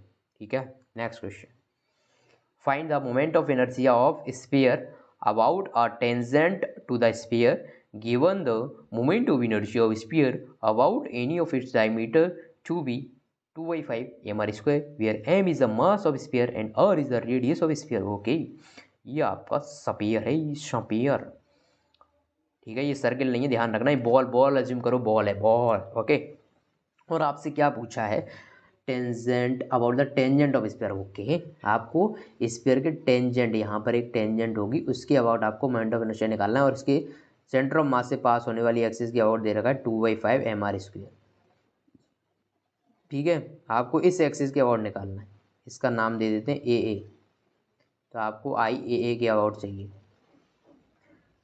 तो इसमें लगाओ parallel axis theorem, parallel axis theorem, parallel axis theorem. वो कैसे लगाओगे, वो कैसे लगाओगे कि आपको जिस भी एक्सिस के अबाउट जिस भी एक्सिस के अबाउट मोमेंट ऑफ इनर्शिया निकालना हो, बशर्ते वो एक्सिस सेंटर ऑफ मास से पास होने वाली एक्सिस के पैरेलल होनी चाहिए, तभी तो इसको पैरेलल एक्सिस थ्योरम नाम दिया गया। तो आपको ए एक्सिस के अबाउट निकालना है, तो ये पैरेलल है बिल्कुल, आपको इसके अबाउट ही निकालना है। तो सेंटर ऑफ मास से पास होने वाली के अबाउट आपको लिखना पड़ेगा, वो आपको क्वेश्चन में दे रखा है 2/5 m r² plus total mass of body m है, और फिर इन दोनों एक्सिस के बीच की डिस्टेंस का स्क्वायर, तो ये दोनों के बीच की डिस्टेंस कितनी है, r²। तो यहाँ से आपके लिए IA की वैल्यू कितनी आ गई, 7/5 m r²। तो आपकी पैरेलल एक्सिस की अबाउट ये आ गई वैल्यू। ठीक है, अब देखते हैं पार्ट नंबर 20 का। Given the moment of inertia of a disc of mass m and radius r about any of its diameter to be mr²/4। ये आपकी एक डिस्क है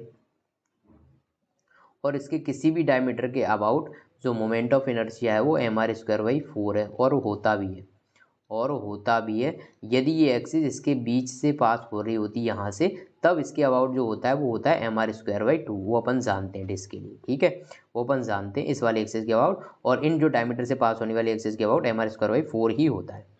ठीक है, इसके अबाउट अभी क्या करते हैं, अपन निकाल लेते हैं, क्योंकि क्वेश्चन में आपको दे रखा है कि डायमीटर से पास होने वाली एक्सिस के अबाउट क्या है, mr²/4। तो आपको पहले लगानी पड़ेगी इसमें परपेंडिकुलर एक्सिस थ्योरम, और वो क्या कहती है कि z एक्सिस के अबाउट आपको यदि निकालना है तो IXX प्लस IYY आपको करना पड़ेगा। तो IXX आपको दे रखा है, इसको मैं x एक्सिस मानूँ इस वाले डायमीटर के अबाउट पास होने वाली एक्सिस को, तो mr²/4, और y एक्सिस में इसको मानूँ तो इसके अबाउट पास होने वाली एक्सिस के अबाउट mr²/4। तो आपकी z एक्सिस के अबाउट जो वैल्यू आएगी, दोनों को ऐड करोगे तो वैल्यू आएगी mr²/2। तो z के अबाउट वैसे आपको पता ही होता है, लेकिन मैंने परपेंडिकुलर एक्सिस थ्योरम लगा के ये वैल्यू निकाल दी, कितनी आई, mr²/2।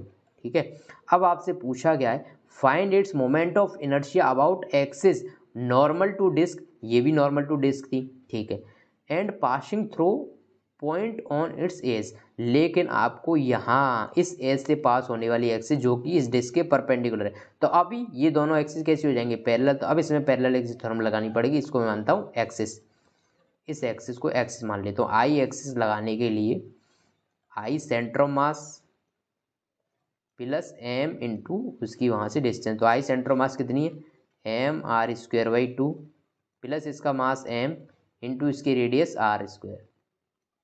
तो यहाँ से ये वैल्यू आ रही है 3/2 mr²। ये आपकी फाइनल वैल्यू आ रही है, समझे आप। यहाँ आपको एज से पास होने वाली एक्सिस के अबाउट निकालना था जो कि इसके परपेंडिकुलर है। Next question, question number 11, torque of equal magnitude are applied to a hollow cylinder and solid sphere. आपने दो इक्वल टॉर्क अप्लाई किए, किस किस के अबाउट, एक हॉलो सिलेंडर के अबाउट, एक सॉलिड स्फीयर के about, both having the same mass and radius, दोनों का मास और रेडियस सेम है। तो हॉलो सिलेंडर के लिए क्या आपको आई की वैल्यू पता है या नहीं। हॉलो सिलेंडर कैसे बनता है भाई, रिंग पेरिंग रखते, और इसकी वैल्यू होती है mr²। समझ गया, इसके सेंटर ऑफ मास के थ्रू पास होने वाली एक्सिस के थ्रू आई की वैल्यू ये होती है। और सॉलिड स्फीयर के लिए आई की वैल्यू अभी अपन ने देखी 2/5 mr² होती है। ठीक है, ठीक है, okay. The cylinder is free to rotate about its standard axis of symmetry. तो जो अपना सिलेंडर है ना, सिलेंडर, वो अपनी स्टैंडर्ड एक्सिस सिमेट्री मतलब यहाँ से इसके अबाउट आराम से रोटेट कर रहा है। ठीक है, and sphere is free to rotate about its axis passing through its centre. और जो अपना स्फीयर है वो भी इसके सेंटर से पास होने वाली एक्सिस के अबाउट रोटेट कर रहा है। Which of these two will acquire a greater angular speed after a given time. इनमें से कौन ज़्यादा एंगुलर स्पीड एक्वायर कर लेगा एक गिवन टाइम के बाद। इनिशियली इनकी स्पीड कितनी होगी, 0। इनिशियली दोनों की स्पीड 0 है। फिर दोनों पे टॉर्क लगाया सेम अमाउंट का टॉर्क लगाया। टॉर्क मतलब फोर्स इनटू परपेंडिकुलर डिस्टेंस। तो आपने यहाँ पे एक फोर्स लगाया होगा जो कि क्या होगा, सेम अमाउंट का होगा। फोर्स सेम क्यों होगा, क्योंकि भाई टॉर्क जो होता है वो फोर्स इनटू परपेंडिकुलर डिस्टेंस होती है। तो आपने यहाँ पर यदि फोर्स लगाया इनकी सरफेस पे, तो दोनों की सरफेस से डिस्टेंस कितनी आर है, तो फोर्स सेम होगा। लेकिन फोर्स से अपने कोई मतलब नहीं, इसने बोल ही दिया डायरेक्टली कि टॉर्क सेम लगाया। ठीक है, टॉर्क सेम लगाया तो आपसे पूछा कि कौन एक टाइम के बाद ज़्यादा वेलोसिटी एक्वायर कर लेगा। तो यदि दोनों का इनिशियली, देखो ये क्वेश्चन आपको पता है v = a+u+at। ऐसे ही रोटेशन मोशन में इक्वेशन होती है final angular velocity equals to initial angular velocity alpha into time. Alpha यहाँ पर क्या है, बच्चों, अल्फा यहाँ पर है आपका एंगुलर एक्सिलरेशन। ओमेगा नॉट की वैल्यू दोनों में 0 है। तो कौन ज़्यादा वेलोसिटी एक्वायर कर लेगा एक टाइम के बाद, जिसके लिए अल्फा की वैल्यू ज़्यादा हो, क्योंकि टाइम सेम है। एक पर्टिकुलर टाइम के बाद दोनों में देखेंगे कि 5 सेकंड के बाद दोनों में से कौन ज़्यादा स्पीड से चल रहा है। तो 5 सेकंड मतलब टाइम सेम के बाद ऑब्जर्व करेंगे, तो जिसके लिए अल्फा ज़्यादा होगा उसी के लिए फाइनल वेलोसिटी भी ज़्यादा होगी। जिसके लिए अल्फा ज़्यादा होगा उसी के लिए फाइनल वेलोसिटी ज़्यादा होगी। अब बात करते हैं अल्फा दोनों में से किसके लिए ज़्यादा होगा। तो पहले के लिए टॉर्क 1 लिखें तो I1 इंटू अल्फा 1, टॉर्क 2 की वैल्यू लिखें तो I2 इंटू अल्फा 2। अब दोनों का रेशो ले लो आप, तो T1/T2 का जो रेशो होगा वो आ जाएगा I1 alpha 1 upon I2 alpha 2। दोस्तों आपको बताया कि टाउ1 और टाउ2 दोनों सेम है, मतलब दोनों की वैल्यू इक्वल है। तो दोनों का रेशो कितना आ जाएगा, 1। तो यहाँ पर मैं लिख दूँ दोनों का रेशो 1 आ जाएगा। तो अल्फा 1/अल्फा 2 का रेशो यदि यहाँ से देखोगे आप तो कितना हो जाएगा, I2/I1। अल्फा 1 और अल्फा 2 का ratio I2 upon I1। Alpha 1 मैं मानता हूँ कि ये है सिलेंडर अपना, ये 1 है ये 2 है, ये सिलेंडर है, है और ये स्फीयर। तो भाई अल्फा 2 का ऊपर रखना पड़ेगा, तो ये हो जाएगा 2/5 mr², और ये रखना पड़ेगा आपको नीचे। तो यहाँ से जो रेशो आ रहा है अल्फा 1/अल्फा 2 का, जो रेशो आ रहा है वो कितना आ रहा है, 0.4, मतलब 1 से कम। तो अल्फा/अल्फा 2 की वैल्यू कितनी है, 1 से कम। तो alpha 1 is less than alpha 2। तो दोनों में से किसका एंगुलर एक्सीलरेशन कम है, 1 का। 1 मतलब सिलेंडर का। यदि सिलेंडर का एंगुलर एक्सीलरेशन कम है तो फाइनल वेलोसिटी भी इसकी कम होगी। अरे बच्चे, या फिर आप यहाँ से यदि देखना चाहो तो यहाँ से ये कंक्लूजन निकाल सकते हो कि जो अल्फा है ना वो इन्वर्सली प्रोपोर्शनल है किसके, आई के। जिसकी आई की वैल्यू ज़्यादा होगी उसका अल्फा कम होगा। तो दोनों में से आई की वैल्यू किसके लिए ज़्यादा है, आई की वैल्यू इसके लिए ज़्यादा है, सिलेंडर के लिए। ये तो भाई 0.4 mr² है ना, तो ये 1 से कम है, लेकिन ये तो 1 mr² है। मतलब सिलेंडर के लिए जो आई की वैल्यू है वो ज़्यादा है। सिलेंडर के लिए यदि आई की वैल्यू ज़्यादा होगी तो इसका अल्फा कम होगा, तो उसकी फाइनल स्पीड कम होगी as compare to sphere. Next question, a solid cylinder of mass 2 kg, okay, एक सॉलिड सिलेंडर है भाई, इस बार सॉलिड सिलेंडर है, okay, rotate about its axis, ये अपनी एक्सिस के अबाउट रोटेट कर रहा है। ठीक है, ये सॉलिड सिलेंडर है। कैसा सिलेंडर है इस बार, ये सॉलिड सिलेंडर कैसे बनता है, जब डिस्क के ऊपर डिस्क रखते जाते, तो इसकी इस एक्सिस से पास होने वाली एक्सिस के लिए सेंटर ऑफ मास की वैल्यू mr²/2 होती है। यदि हॉलो होता तो सिर्फ mr² होती। आपको ओमेगा की वैल्यू दे रखी है, ठीक है, 100 रेडियन पर सेकेंड। ठीक है, कोई दिक्कत नहीं। Radius of cylinder is, okay, आपको आर की वैल्यू भी दे रखी है 0.25 metre. What is the kinetic energy associated with rotation of cylinder, तो आपको काइनेटिक एनर्जी की वैल्यू चाहिए जो इसके रोटेशन से एसोसिएट है। तो हाफ mv² होती है किसके लिए, ट्रांसलेशन मोशन में। यहाँ पर m की जगह होता है आई और v की जगह होता है ओमेगा, तो हाफ आई ओमेगा स्क्वायर होगी। What is the magnitude of angular momentum, आपको एक तो काइनेटिक एनर्जी बतानी है एंड दूसरा बताना है एंगुलर मोमेंटम। तो एंगुलर मोमेंटम रोटेशन के लिए होता है तो आई इंटू ओमेगा, एल की वैल्यू आई इंटू ओमेगा। तो कुल मिला के आपको ओमेगा की वैल्यू यहाँ पर पता है, बिल्कुल पता है, 100 रेडियन पर सेकंड, ये रही 100 रेडियन पर सेकंड। तो दोनों केस में ये पता है। आपको सिर्फ आई की वैल्यू यदि पता चल जाए, यदि आई की वैल्यू पता चल जाए तो आप काइनेटिक एनर्जी भी निकाल पाओगे, एल की वैल्यू निकाल पाओगे। काइनेटिक एनर्जी और आई की वैल्यू आराम से निकाल पाओगे, काइनेटिक एनर्जी और एल की वैल्यू। तो आई की वैल्यू मुझे पता है कितनी है, mr²/2। इसका मास कितना है भाई, दे रखा है इसने 20। आर की वैल्यू कितनी है 0.25 स्क्वायर अपॉन 2। ये क्वेश्चन में तो कुछ नहीं था यार, ठीक है। ये हो जाएगा 0.0625, क्योंकि 25 का जो स्क्वायर होता है ना, 25 का स्क्वायर होता है 625, ठीक है, समझ गया। तो यहाँ से ये वैल्यू आ जाएगी /2। तो यहाँ से आपका ये हो जाएगा 10, इसको इससे मल्टीप्लाई करोगे, आई की वैल्यू ये आ रही है, आई की वैल्यू ये आ रही है kg/m²। आई की वैल्यू आपको पता चल गई तो दोनों इक्वेशन में आई की वैल्यू पुट कर दो, ओमेगा की वैल्यू पुट कर दो, काइनेटिक एनर्जी और एल आ जाएंगे आपके, ठीक है। कोई दिक्कत, आई थिंक नो दिक्कत। नेक्स्ट क्वेश्चन, चाइल्ड एक बच्चा है भाई, child. A child stands on a centre of turnable table with 2 arms an out stretch. एक बच्चा है, एक टेबल इसकी ये रही, इस पे एक बच्चा बैठा हुआ है भाई, एक बच्चा बैठा हुआ है, पैर इसके नीचे लटक रहे, इसने अपनी भुजाओं को ऐसे बाहर खोल रखा है, ठीक है, okay. Set to rotate with angular speed of 40 revolution per minute. इसने अपनी भुजाओं को खोलते हुए ये कितनी ओमेगा से रोटेट कर रहा है, इनिशियली 40 रिवॉल्यूशन पर मिनट से, 14 रिवॉल्यूशन पर मिनट से। How much is angular speed of child if he folds his hands back. अब ये क्या करता है, अपने हाथों को वापस खींच लेता है, अपने एकदम टेबल पर रख लेता है। पहले ऐसे हाथ फैला के बैठा था, फिर इसने हाथों को खींच के चुपचाप हाथों को अपने पैरों पे रख के बैठ गया। And thereby reduces its his moment of inertia 2/5 times the initial value, ठीक है। इसका जो मोमेंट ऑफ इनर्शिया है ना, वो कितना रिड्यूस हो गया, his moment of inertia, thereby reduce his inertia momentum inertia to 2/5 the initial value से। तो जो फाइनल I2 की वैल्यू हो गई ना, फाइनल I2 की वैल्यू 2/5 इंटू I1 होगी, ठीक है, ठीक है, ठीक है, ठीक है, ठीक है, ठीक है, ठीक है, ठीक है, ठीक है, ठीक है, ठीक है, ठीक है, ठीक है, ओके।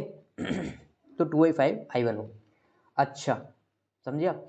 तो देखो यहाँ पर यदि आप इसको देखो, पहले तो मैं एक कॉन्सेप्ट आपको बता दूँ, इसमें आई की वैल्यू कम हुई क्यों, क्योंकि आई की वैल्यू दोस्तों आप जानते हो mr² होती है। बच्चे का मास सेम है, लेकिन पहले इसने आर की वैल्यू ज़्यादा कर रखी थी, ज़्यादा कर रखी थी। यदि आर ज़्यादा होगा तो आई की वैल्यू भी ज़्यादा होगी। फिर इसने अपनी रेडियस कम कर ली, क्योंकि ये अपने हाथों को पास पास ले गया।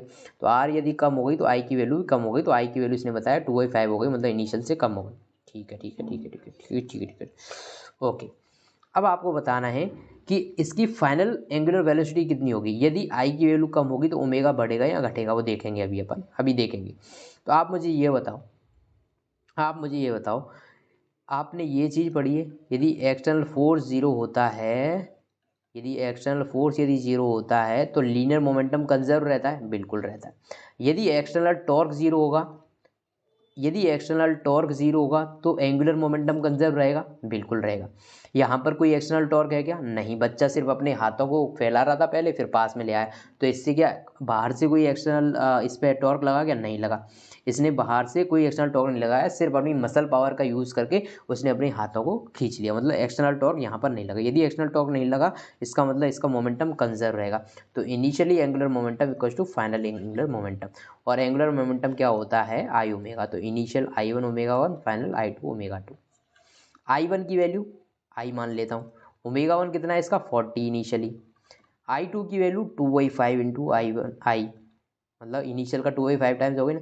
तो फाइनल वेलोसिटी आप निकाल सकते हो ना यहाँ से, क्या आएगी आपकी 2×2 = 100 रिवॉल्यूशन पर मिनट।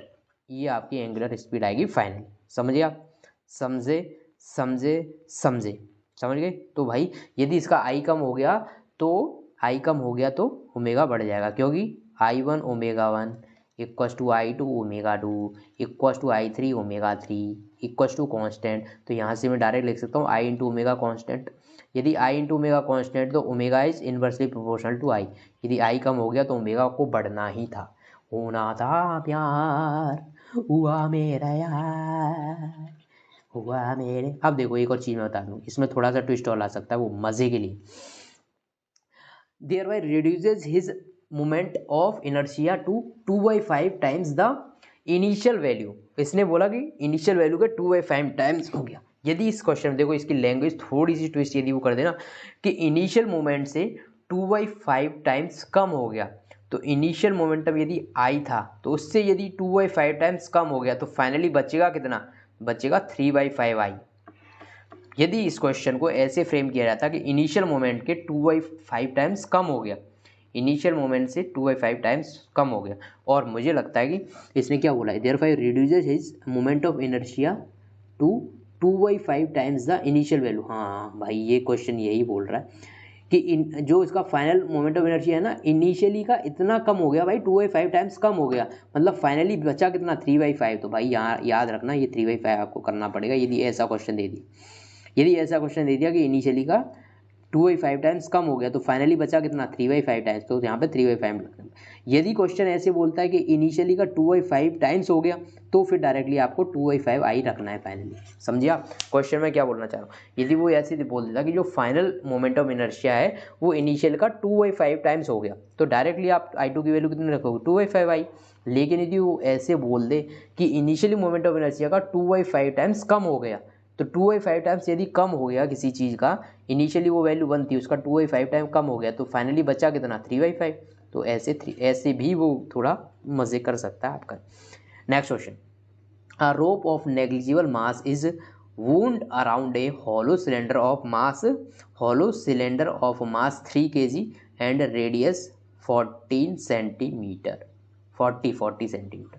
एक रोप है नेग्लिजिबल मास की रोप है, इसको चारों तरफ ऐसे लपेट दिया गया है एक सिलेंडर के अराउंड, और सिलेंडर का मास 3 kg है और सिलेंडर की रेडियस जो है वो है अपनी 40 सेंटीमीटर, या फिर मैं बोलूँ 0.4 मीटर। ठीक है। What is the angular acceleration of cylinder if rope is pulled with a force of 30 Newton. अब एक एंड से इसको रोप को 30 न्यूटन के फोर्स से खींचा जाता है। What is the linear acceleration of rope, assume that there is no slipping. यहाँ पर कोई स्लिपिंग नहीं हो रही है, मतलब ये जो रोप है वो सिलेंडर के रेस्पेक्ट में एक्सेलरेशन नहीं लेगी, मतलब जितना एक्सेलरेशन रोप का होगा उतना ही सेम एक्सेलरेशन अपने सिलेंडर का होगा।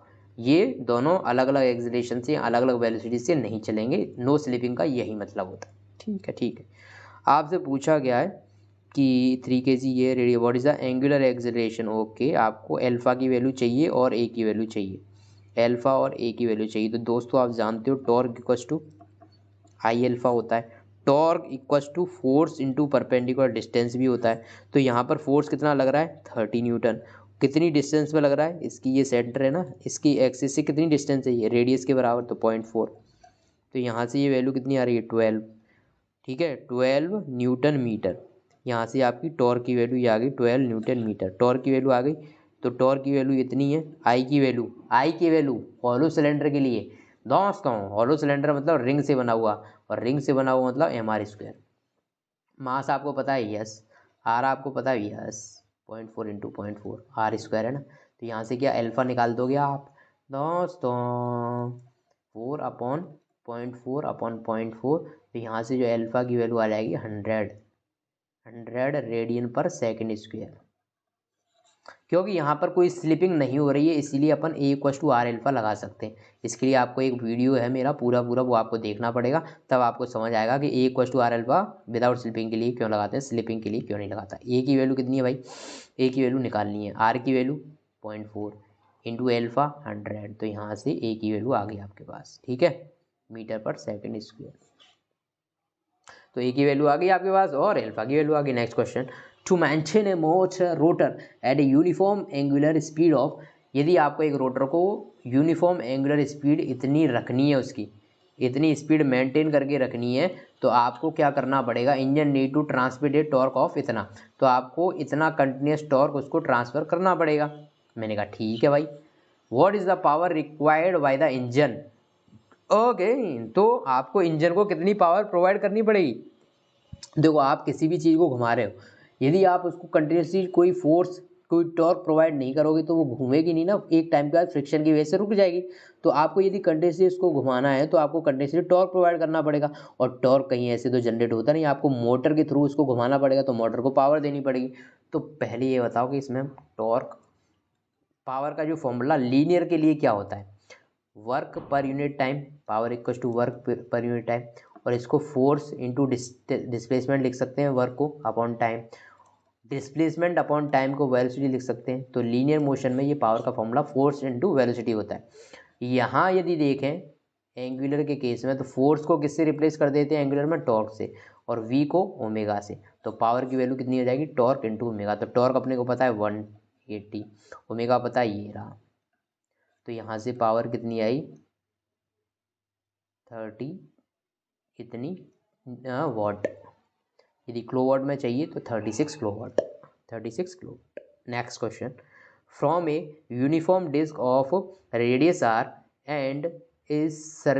अच्छा जी, ये तो बहुत ही अच्छा क्वेश्चन है, लेकिन ये बहुत ईजी है। यदि आपने मेरा एक वीडियो जो मैंने बनाया था सिर्फ स्पेशली इसी के लिए, centre of mass of remaining part करके, वो आप देखोगे तो कोई इसमें खतरा नहीं है। इसके लिए ये जो moment of inertia x axis पे, मैं इसको यहाँ पर जो एक्सिस होती है ये r/2, या इसका जो डायमीटर है ना, जो छोटी डिस्क यहाँ से निकाली उसका डायमीटर r है, और जो बड़ी वाली जो अपनी डिस्क है उसका रेडियस r है। मतलब बड़ी वाली डिस्क का रेडियस r है और छोटी वाली डिस्क का डायमीटर r है, समझे आप। आपसे पूछा है, मैं मानता हूँ कि इनिशियली मैं इसको अपना ओरिजिन कंसिडर कर लेता हूँ, मुझे पता है कि इसी एक्सिस पे सेंटर ऑफ मास कहीं लाई करेगा, क्योंकि वाई एक्सिस में तो इसमें कोई चेंज नहीं आएगा, इसमें सिर्फ मास यहाँ पे बचेगा, ये मैंने काट के निकाल दिया पार्ट, ठीक है। इसका जो फॉर्मूला होता है एक्स सेंटर ऑफ मास का, वो क्या होता है A1x1 minus A2x2 upon A minus A2।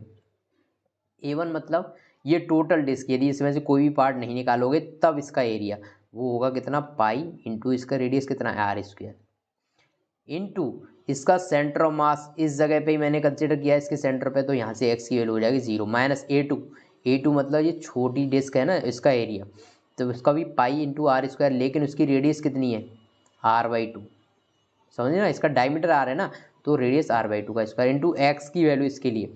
तो इसका जो सेंटर ऑफ मास होगा छोटी वाली डिस्क का, यहाँ से कितना दूर होगा भाई, यहाँ से कितना दूर होगा भाई, बोल दे रहे बच्चे।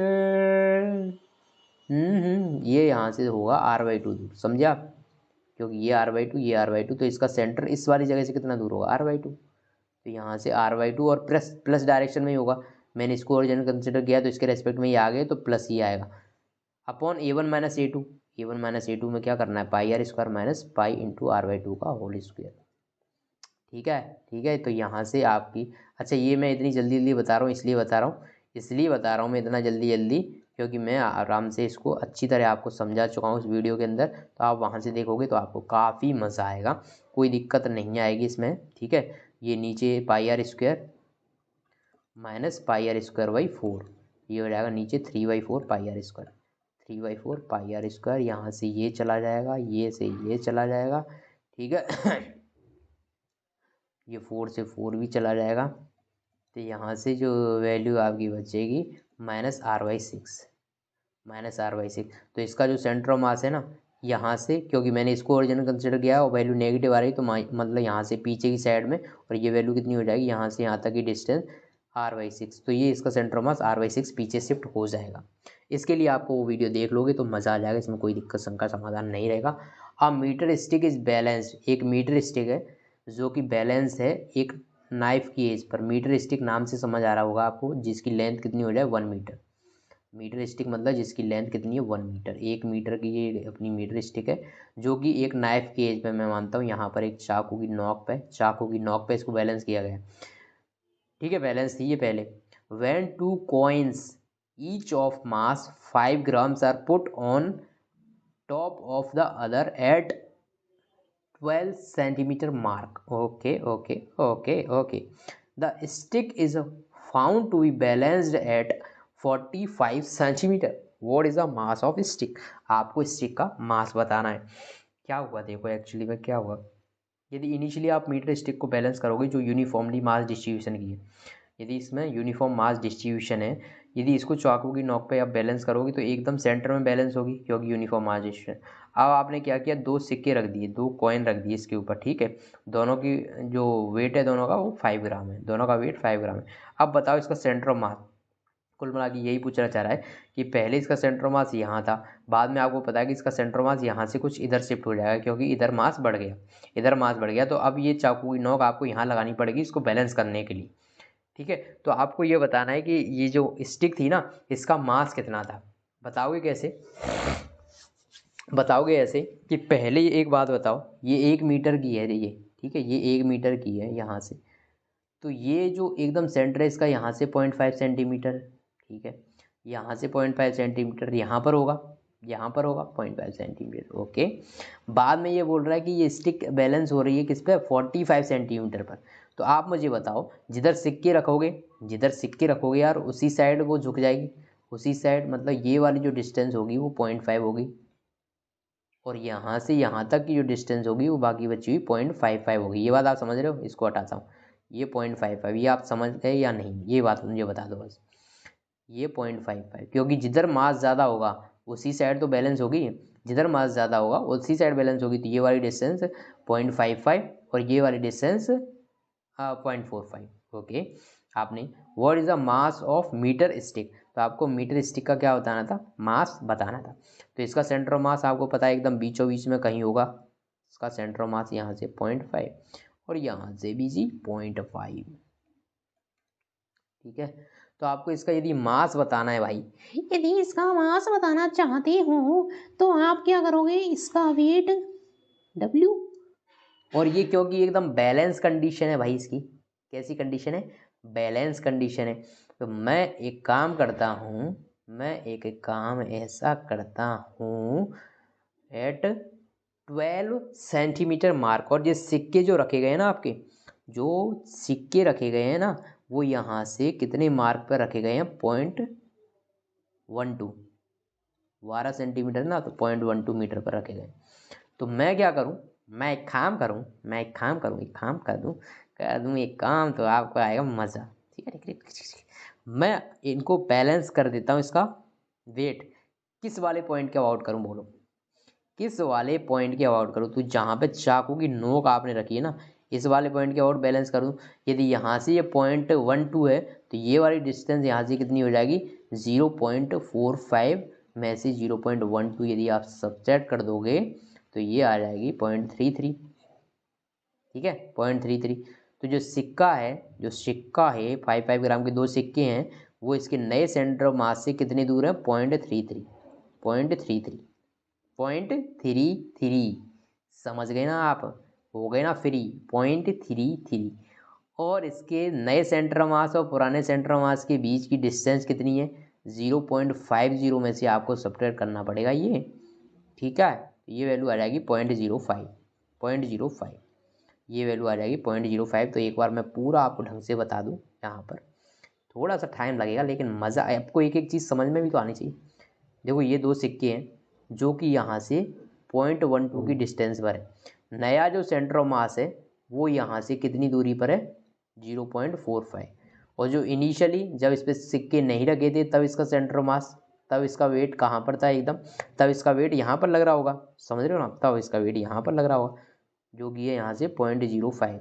क्यों? क्योंकि यहाँ से यहाँ तक एकदम सेंटर में होगा ना जब, तो 0.5 ये होगा, 0.5 ये होगा, समझ गए आप। तो ये बची हुई डिस्टेंस 0.05 कैसे निकाली, समझिए।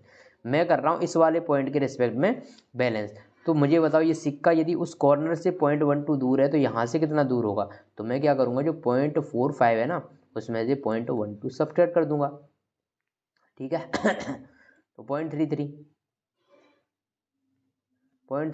अब मैं इस वाले पॉइंट के रेस्पेक्ट में सारा टॉर्क बैलेंस कर रहा हूँ। तो पहले इसकी बात करें तो इसका वेट मैं कितना मानता हूँ, W, और W यहाँ से कितनी दूर है, 0.05। और ये कैसा टॉर्क बनाएगा भाई, ये W इस वाले पॉइंट के रेस्पेक्ट में ये क्लॉकवाइज टॉर्क बनाएगा, तो मैं पॉजिटिव ले लेता हूँ इसको।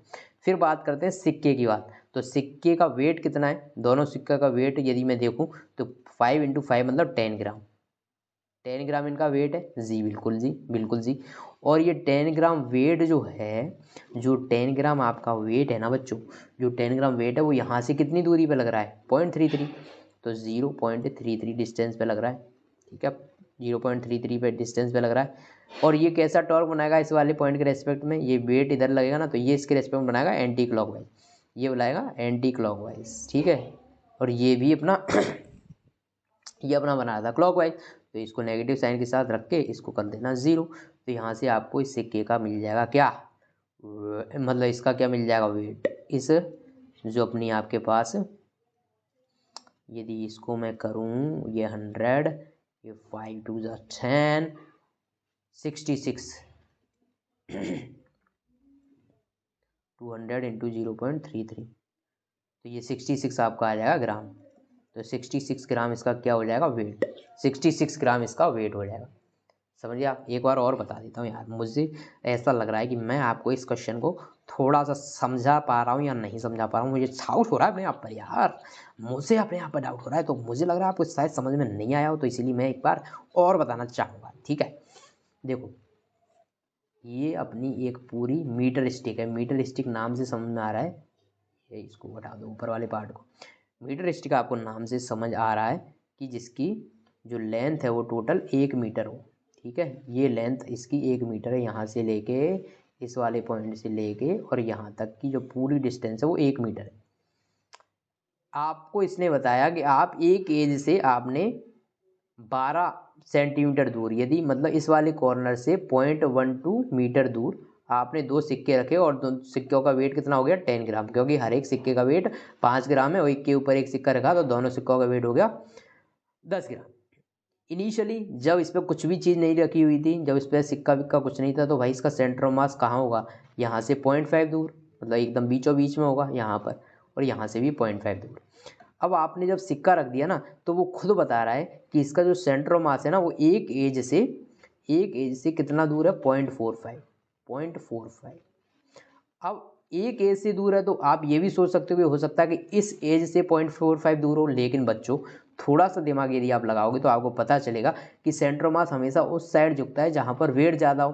तो आपको पता है कि इस सेंटर ऑफ मास की इस वाले एज से डिस्टेंस ज़्यादा आनी चाहिए, इस वाले एज से डिस्टेंस ज़्यादा तभी आएगी जब वो डिस्टेंस यहाँ से ले रहा होगा। तो इसका मतलब यहाँ से यदि आप डिस्टेंस देखोगे तो कितनी है भाई, अभी 0.55 है ना, 0.55, समझे। यहाँ पर जो नया सेंटर ऑफ मास आया ये रहा अपना, वो इस एज से 0.55 दूर है, इस एज से 0.45, और इस एज से 0.55 दूर क्यों, क्योंकि जिस साइड में सिक्का झुका है ना, रखा है, उसी साइड सेंटर मास झुक गया होगा, मतलब यहाँ से ज़्यादा डिस्टेंस पे होगा।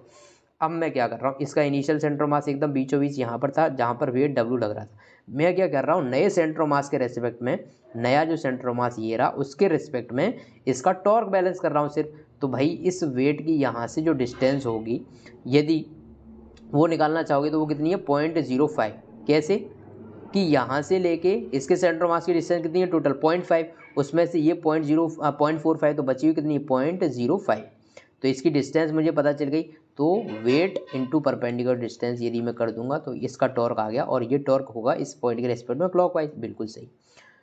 दूसरा टॉर्क बनाएंगे ये सिक्के, और ये सिक्के का वेट लगेगा नीचे, तो इस वाले पॉइंट के रेस्पेक्ट में ये घुमाएंगे एंटी क्लॉकवाइज, और इसकी यहाँ से डिस्टेंस कितनी है, वो ए से 0.12 डिस्टेंस पे, और यहाँ से इसकी डिस्टेंस 0.45 है, तो ये बची हुई डिस्टेंस इन सिक्कों की जो डिस्टेंस होगी यहाँ से 0.33 है, क्योंकि ये एंटी क्लॉकवाइज बनाएंगे तो इनका वेट कितना है 10 इंटू इनकी डिस्टेंस 0.33।